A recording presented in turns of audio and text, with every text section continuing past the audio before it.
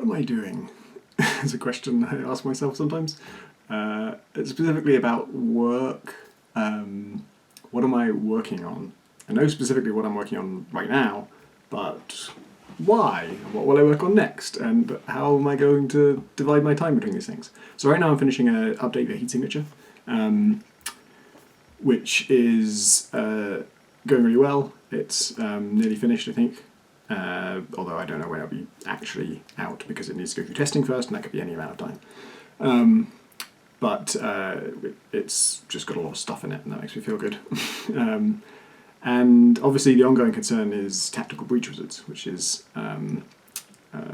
the strategy game with wizards in a modern day setting with tactical gear and stuff. I think about the game constantly and write notes for it all the time. I'm not actively working it right now. For a while I was dividing my time between Heatsig and Wizards, and it didn't work because Wizards is in Unity, which I'm still a little bit out of my depth with. And so every time I come back to it, if it didn't work on it like that week already, then every time I come back to it, I'm just like, I have in my head a model of like where I was with it and what I want to do next after that. And so I fire it up and I just play it just for a sec, just to remind myself of what's going on. And it's not where I thought it was at all. It's broken completely. It just cannot be played. I don't think of the last like 4 or 5 times I've resumed work on Wizards after a break that it has been even remotely playable. Like just cannot even, attack an enemy or just make anything happen. It's just broken. It feels like Unity projects decay when you're not looking at them. They just start to break. And sometimes it's just... the conclusion I came to was like, there is too much, this is too involved and too complex, and I'm too out of my depth with Unity for me to take a break and come back to it regularly. I can't be switching my time between 2 different things, just because it's not intuitive what is going on with the Wizards project. It's just like anything could be broken. Unity could be doing anything without me understanding it. Whereas in GameMaker, I'm more in my depth. Like I know what the last script I wrote was, and I know what it's supposed to do, and if it crashes, I know why it's crashing, usually. And yeah, so I'm not switching between the two. Once I finish the Heat Signature update, I will mostly be on Tactical Breach Wizards. But the problem is I keep having new ideas. This is fairly natural. I had loads of new ideas during Heat Signature as well. And I had loads of new ideas during Gunpoint. And some of those became games, and some of them didn't and never will, and some of them didn't but might one day. And so one that, like the longest running one that I still haven't made, but I still haven't scrapped either, it's just sort of in my head, is the RTS. I have a sort of specific idea for a type of RTS I'd like to make, and I'm less and less keen on it as time goes by, not because I still really like the idea and I still think I would find it satisfying to play and addictive to play, but in a lot of ways it follows a similar format to Heat Signature, which is it's very mechanics heavy, very systems driven, no story. I can't think of a way to shoehorn story into it. It would be a very unnatural fit,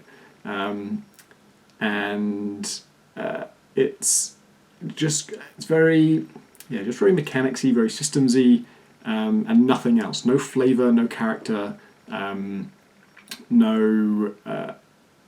too much personality in the design as it stands. Obviously, it's bare bones because it's not fleshed out, but that puts me off it. I think Heat Signature is as far away from a story-driven, characterful experience as I want to go. That I like going that far. That was cool. I don't want to do that again next. Next, I want to go back to something more crafted and something more story-driven, or just with story in it. It doesn't have to be story-driven, but just something where there are named characters who do things. And we got a little bit of that in Heat Signature, just for flavour, but it certainly wasn't the focus of the game. And for Wizards, definitely, I want a more directed experience. I want it to be a sort of start-to-finish thing. And then at the end of that, if I make that game and I still feel like, I could add endless mode to this easily, then I'll do it. But, that doesn't sound likely. And so lately I've had a couple of ideas, one of which I keep having little ideas that just sort of seem very achievable. Like, oh, I could just make this, couldn't I? Isn't this just doable? And it's because Tactical Breaches, as well as being in Unity, I'm also making a tactical game, which I've never done before, and I don't know anything about. It's turn-based and it's grid-based, and arguably Morphblade is turn-based and grid-based, but it isn't a tactics game. It's just I don't know what it is, but it's not XCOM, and it definitely feels like I'm sort of walking into a genre I have no background in, and I'm just trying to figure out, like, I have very strong opinions about what I like and what I don't like about games in that genre, but there could be a whole load of, required knowledge to even work in that kind of game that I don't have, and I have to learn it or bootstrap it. And so I keep getting ideas for like things that are closer to my comfort zone, and that are smaller in scope, and to be honest, in some ways just things I'm less attached to, there's less pressure on them, and that is appealing to my brain right now. And so I start writing ideas and think, oh, what cool, I've made this. So one of these is, I'm just currently calling it Mini Wizard. It won't be called that probably, but it came from trying to think about, like, what's the smallest game I could make that would be like replayable for the longest amount of time, that people would still be discovering new things about it as far in the future as possible. So, like, in a year's time or something. How small a game could I make that would be true of? And I don't know if it'll end up being that, even if I do make it, but it really devolved into just a bunch of ideas for mana systems.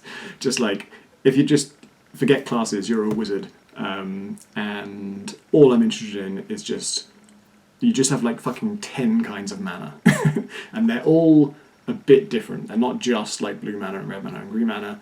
Like, green mana is poison mana, and that, everything you cast with green mana has a poison effect to it.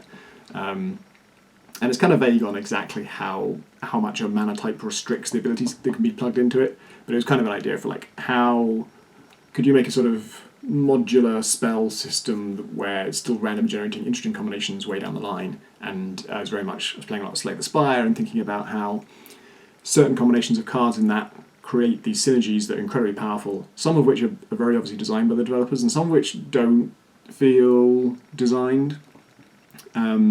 You can get if you get just the right relic and you get just the right set of cards and this event happens to you, you can set up these sort of killer situations.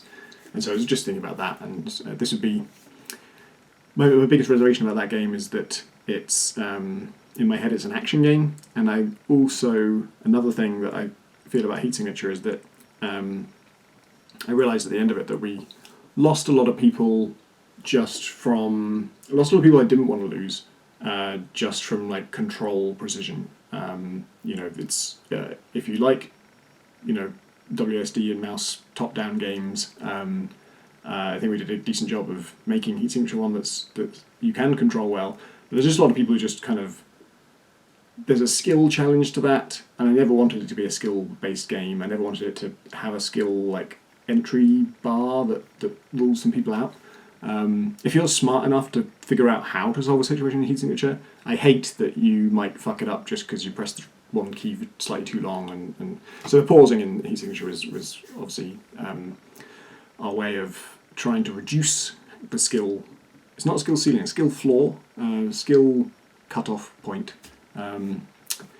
But it wasn't entirely effective, partly because it was up to the player whether they pause or not, and so if the player's already overwhelmed and not sure what to do, they don't always pause. I talked about that at length. And so, like, that's one, and then the other small game is the,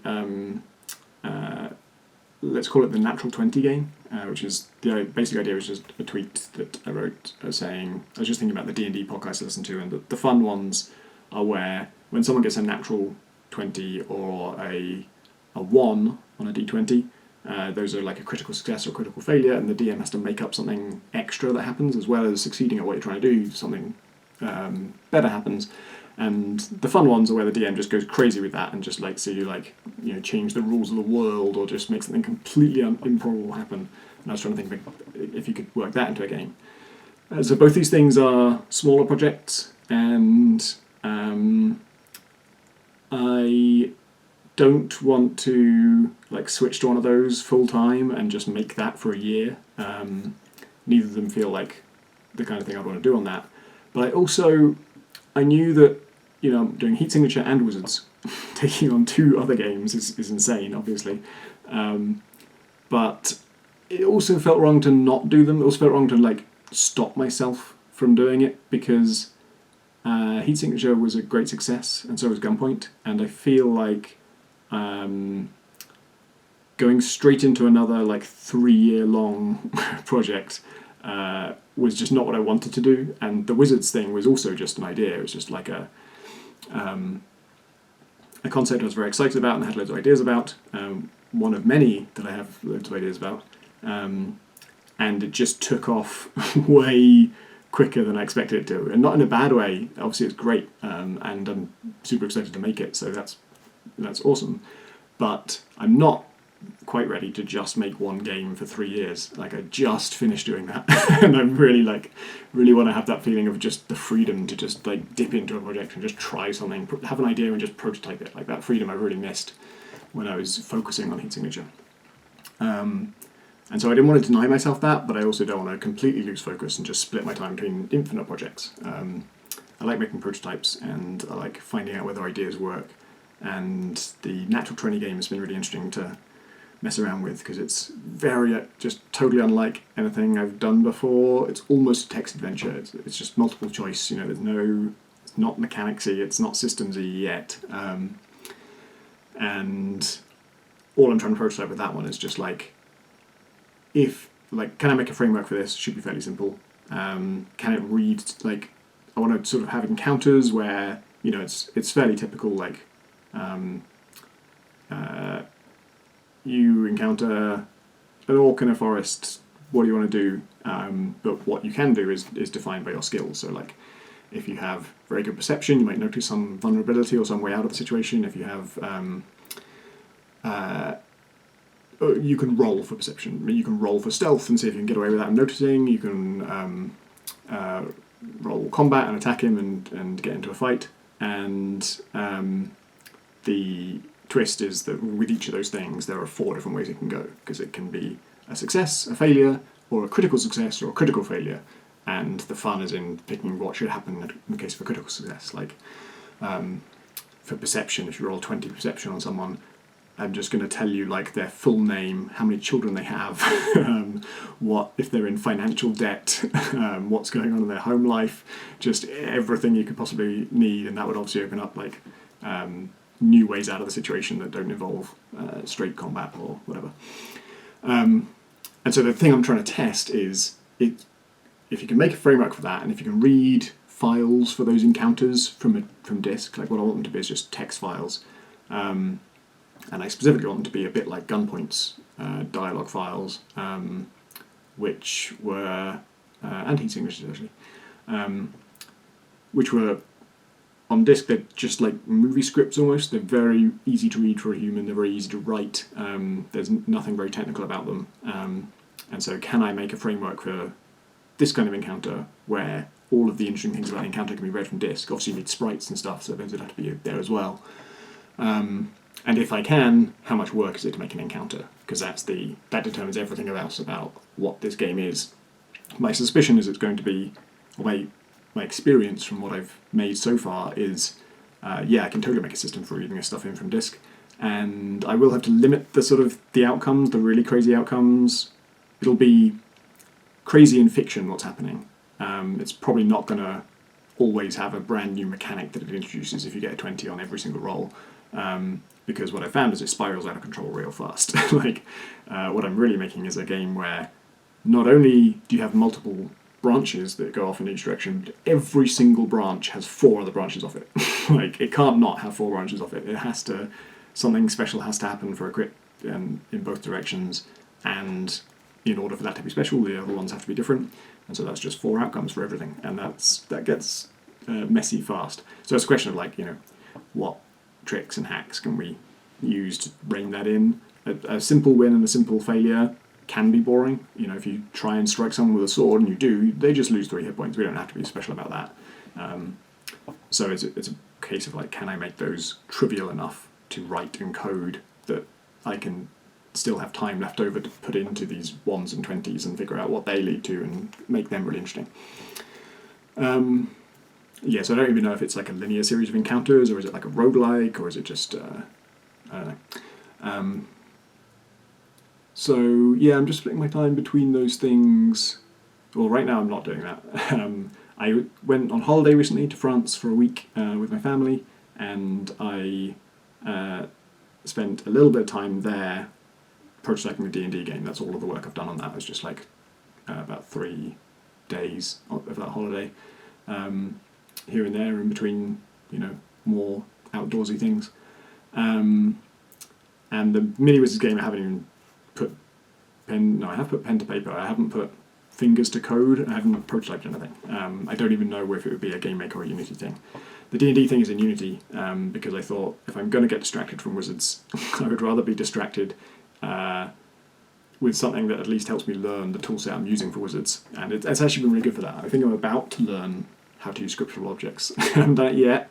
I've endlessly been told why they're great and what they're for, and I'm still not quite at the stage where I kind of totally know what I'm, how I'm going to use them in a project, but this would be a great testbed for it because it's simple enough that I know, everything's controlled, and that may well lead me to realise, oh, in Wizards I could use them for this and this and this. But yeah, the Wizards game feels like, it feels like if my job is like a tour organizer or like a trip organizer, like that I was just sitting around saying, oh, I wonder if we could go to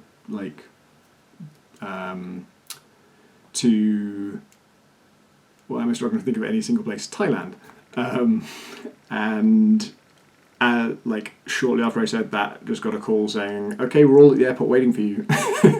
It's just run ahead of me, beyond my control, and I'm struggling to catch up with it because I don't have a gameplay prototype. I haven't prototyped gameplay that's fun yet. I've tried some things, and I've made a few things that are interactions and mechanics, but it's not a prototype yet. I can't prove that this game will be fun. Until I do, nothing is certain. Anything could change. The whole thing might have to be scotched. And so it's great that everyone's so keen on it, but I need to catch up to them before I can really know what the hell I'm doing.